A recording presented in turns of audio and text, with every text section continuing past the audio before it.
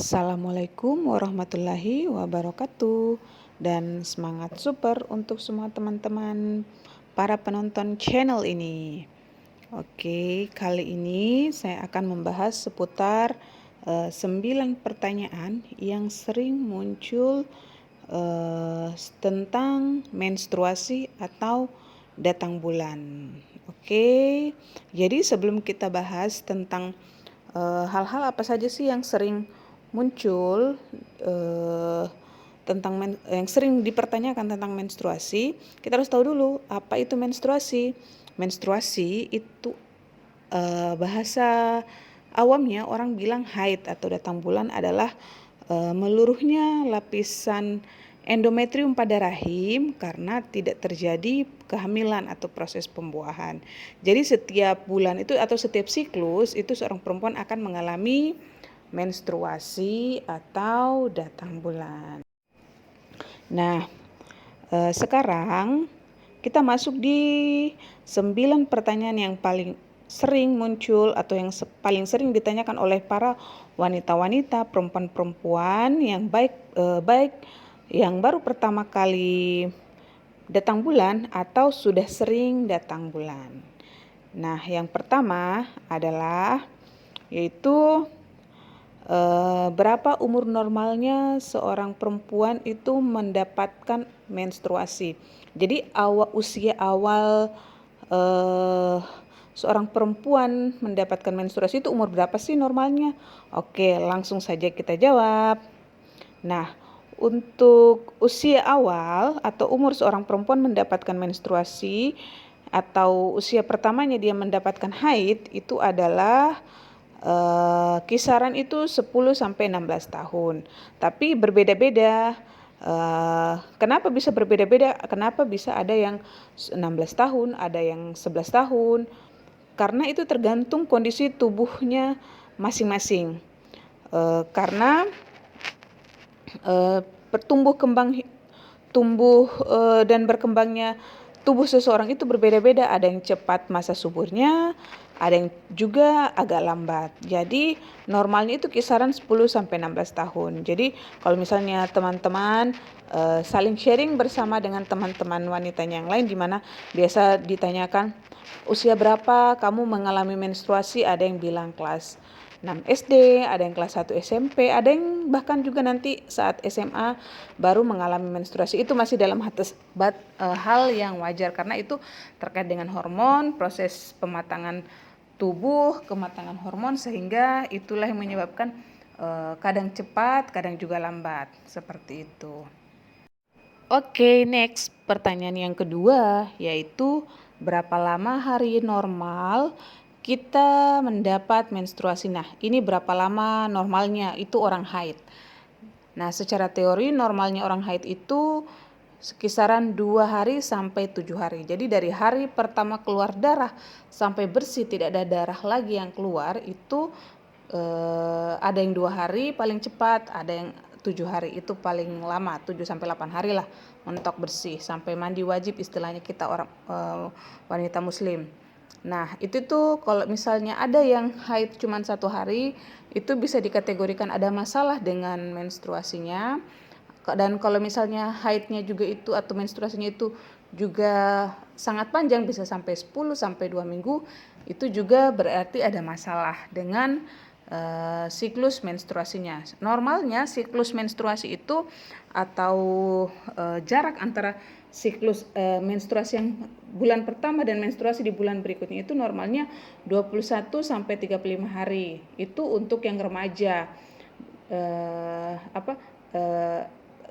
Maksudnya siklusnya itu 21 sampai 35 hari. Tapi untuk yang remaja itu biasanya siklusnya lebih panjang. Ada yang sampai 2 bulan baru haid lagi. Jadi itu tidak masalah kalau misalnya sampai agak lebih lama, bisa sampai 45 hari baru dia haid berikutnya. Karena itu berkaitan dengan hormon. Kemungkinan hormonnya itu masih belum matang secara sepenuhnya sehingga terjadi perubahan-perubahan hormon yang menyebabkan siklus haidnya itu lebih panjang dari yang sebenarnya. Tapi itu ditoleransi pada usia remaja. Kalau misalnya usianya sudah dewasa, sudah matang, usia reproduktif, itu normalnya atau seharusnya siklus menstruasi dari menstruasi pertama dan menstruasi berikutnya itu paling lama itu 21 sampai 35 hari saja, seperti itu. Nah, sekarang pertanyaan yang ketiga, gimana sih cara menghitung siklus menstruasi? Nah, jawabannya, cara untuk menghitung siklus menstruasi adalah dengan kita tiap kali menstruasi itu teman-teman, kalau bisa dicatat tanggal-tanggalnya. Yang dicatat itu tanggal pertama keluar darah mens, pertama kali keluar darah, baik itu mungkin masih bercak coklat atau sudah mulai merah, karena kan memang biasa orang haid itu tidak langsung keluar darah merah. Biasa itu ada warna coklat-coklat dulu yang keluar, baru beberapa jam kemudian akan keluar darah merah seperti itu. Jadi saat keluar bercak seperti itu, bercak coklat, itu mulai ditandai itu sebagai hari pertama teman-teman mengalami menstruasi. Jadi dari situ dihitung sampai paling cepat 21 hari, paling lambat 35 hari. Jadi kita hitung. Nah, itu siklusnya, dan untuk menghitung berapa lama menstruasinya dihitung dari hari pertama keluar darah tadi sampai hari terakhir.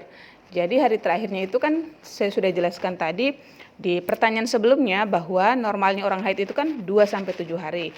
Jadi kalau dari pertama keluar darah sampai hari ke-7 itu sampai bersih, kalau masih rentang waktunya itu adalah 7 hari, maka itu normal. Kalau lebih dari itu, maka itu masuk dalam salah satu kelainan-kelainan dalam menstruasi, seperti itu. Pertanyaan yang keempat, perlukah kita ke dokter untuk mengecek jika kita mengalami masalah menstruasi? Jawabannya adalah tergantung permasalahan yang kita hadapi, teman-teman. Jadi berikut ini saya akan menjelaskan beberapa masalah-masalah yang berkaitan seputar menstruasi yang perlu diklarifikasi atau perlu dikonsultasikan ke dokter. Yang pertama, jika teman-teman mengalami nyeri menstruasi yang hebat. Nyeri menstruasi yang hebat di sini artinya teman-teman mengalami nyeri menstruasi yang mengakibatkan teman-teman tidak bisa beraktivitas sama sekali, bahkan tidak bisa bangun, menggigil, tidak bisa ngapa-ngapain. Itu perlu ke dokter untuk diberikan terapi ataupun penanganan, sehingga teman-teman tidak mengalami lagi hal seperti itu.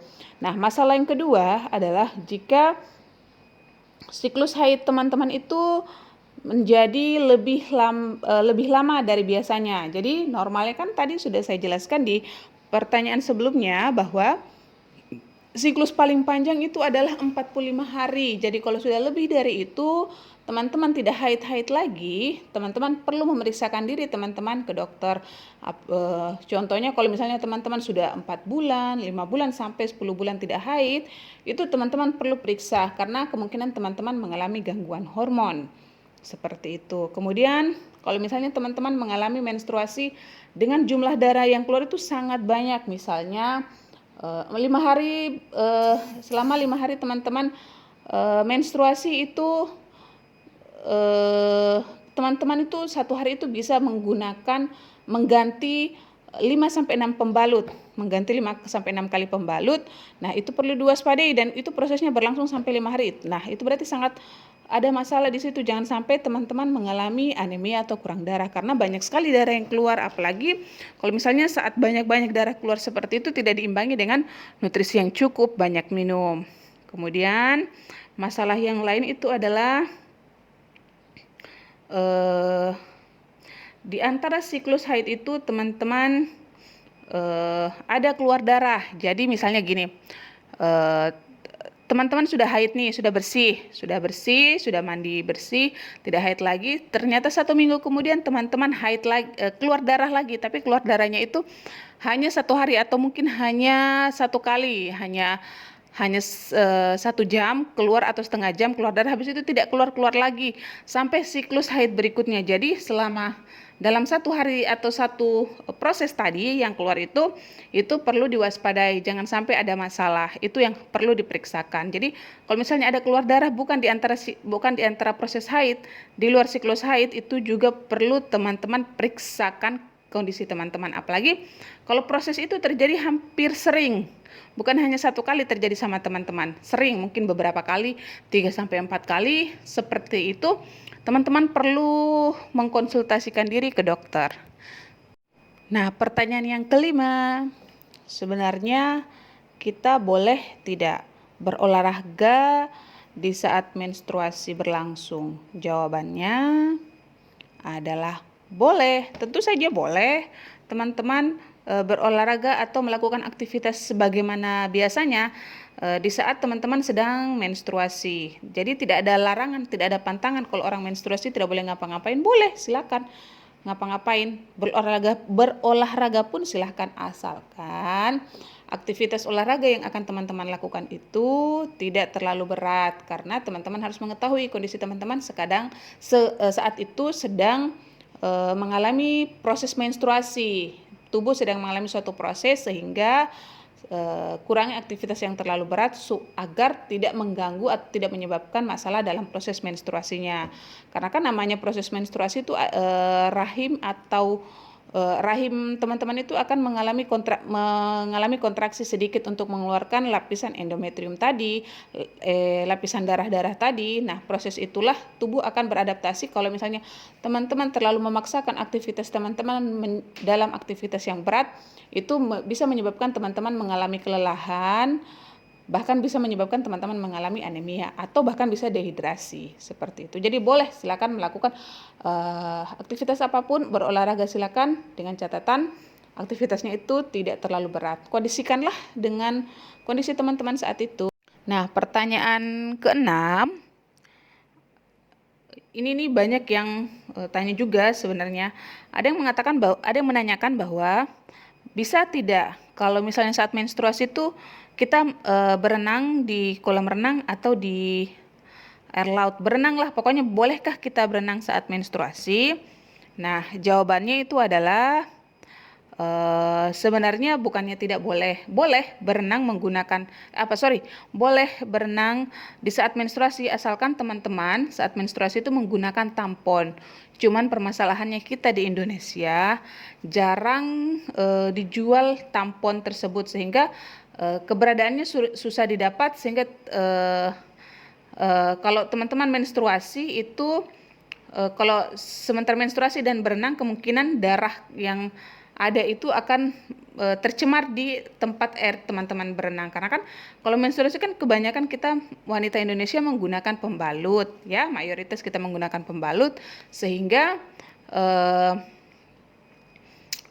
jika pembalut itu terkena air, terendam air di laut atau di kolam renang, pasti, bukan lagi kemungkinan sih, pasti darah yang ada di pembalut itu akan tercecer akan akan terserap ke air yang kita berenangkan itu. Jadi ya sebaiknya saat menstruasi janganlah berenang di tempat umum. Oke, next. Pertanyaan yang ke-7. Saat menstruasi sering ada darah yang menggumpal. Itu bahaya tidak? Jawabannya adalah kita mengkaji dulu bahaya atau tidaknya kita melihat darah yang menggumpal itu banyak yang keluar atau tidak, sedikit-sedikit atau satu kali keluar. Jadi kalau misalnya sifat darah yang menggumpal itu yang keluar itu sedikit-sedikit dan hanya satu kali saja, itu masih dalam batas wajar. Kemungkinan itu teman-teman kurang minum sehingga darah yang keluar itu agak menggumpal. Tapi kalau misalnya darah yang menggumpal itu ya keluar itu banyak sekali, satu kali keluar bahkan besar-besar gumpalan-gumpalannya, dan membuat teman-teman sangat-sangat kelelahan dan dehidrasi, itu teman-teman perlu periksa ke dokter. Apalagi proses darah menggumpal ini keluar hampir di tiap siklusnya teman-teman. Tiap kali teman-teman menstruasi pasti ada darah menggumpal yang keluar dan banyak. Pokoknya hampir beberapa kali siklus menstruasinya teman-teman pasti ada darah menggumpal yang keluar. Kalau misalnya terjadi proses seperti itu, teman-teman wajib memeriksakan diri ke dokter, karena itu bisa saja terjadi karena adanya masalah di kondisi rahim teman-teman. Pertanyaan ke-8. Apa yang harus dilakukan jika hari pertama haid itu terasa menyakitkan? Apa ya? Jawabannya adalah Kalau misalnya hari pertama teman-teman menstruasi dan rasanya itu sangat-sangat menyakitkan, sebaiknya teman-teman istirahat. Batasi dulu aktivitasnya teman-teman saat itu. Istirahat yang cukup, boleh duduk, boleh berbaring silahkan beberapa menit atau kurang lebih 1 jam. Istirahat, kemudian diselingi minum air. Perbanyak minum air supaya menstruasinya itu lancar dan tidak mengganggu aktivitas. Tapi kalau teman-teman sudah lakukan itu masih tidak ada perubahan, bahkan rasa nyerinya makin terasa sakit, teman-teman sebaiknya konsultasikan ke dokter atau ke petugas kesehatan untuk mendapatkan terapi yang efektif agar rasa nyeri yang teman-teman rasakan itu bisa segera berkurang dan tidak terulang kejadiannya di siklus menstruasi berikutnya. Nah, pertanyaan yang terakhir adalah, kenapa saat haid payudara itu terasa sakit? Kenapa ya? Oke, jawabannya adalah karena proses menstruasi itu adalah proses yang dikendalikan oleh hormon, perubahan hormon. Jadi saat kita akan mengalami menstruasi, banyak adaptasi tubuh yang akan terjadi di situ. Salah satunya adalah payudara akan menegang sampai kadang terasa sakit. Kenapa bisa seperti itu? Karena adanya perubahan hormon, proses efek dari menstruasi tadi. Jadi itu hal yang normal ya teman-teman, kalau misalnya mau haid itu payudaranya sakit, terasa berat, bengkak, bahkan kadang ada benjolan kalau diraba, 1 atau 2 benjolan, itu hal yang normal. Karena hal tersebut akan hilang dengan sendirinya mengikuti dari berakhirnya proses menstruasi itu. Jadi kalau saat mau menstruasi atau bahkan proses menstruasi berjalan, teman-teman akan mengalami hal tersebut, itu hal yang wajar.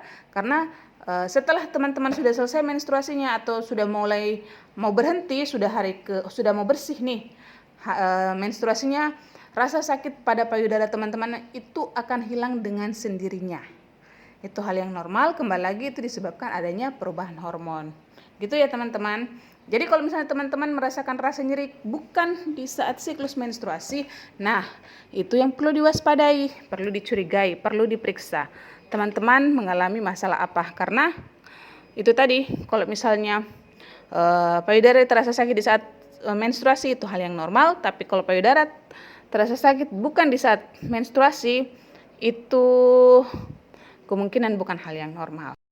Oke teman-teman, terima kasih sudah mau bertahan menyaksikan video saya kali ini.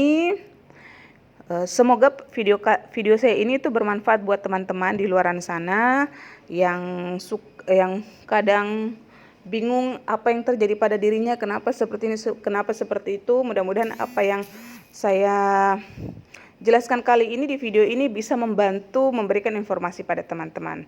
Nah, buat teman-teman yang butuh informasi lainnya tentang kesehatan teman-teman, baik itu menstruasi atau permasalahan lain, boleh ditulis di kolom komentar untuk saya buatkan lagi list untuk saya bahas lagi di video berikutnya. Jadi kalau ada yang mau ditanyakan silakan, nggak apa-apa. Kalau tulis saja di kolom komentar. Nanti saya akan catat semua pertanyaan teman-teman dan akan saya buatkan lagi video untuk menjawab pertanyaan teman-teman. Terima kasih. Jangan lupa like video ini, share ke teman-temannya agar video ini bisa bermanfaat juga orang-orang lain. Dan jangan lupa subscribe agar saya bisa terus menghasilkan video-video kesehatan seperti ini untuk membantu semua teman-teman dalam menjawab pertanyaan-pertanyaan seputar kesehatan teman-teman. Terima kasih. Assalamualaikum warahmatullahi wabarakatuh. Semangat super.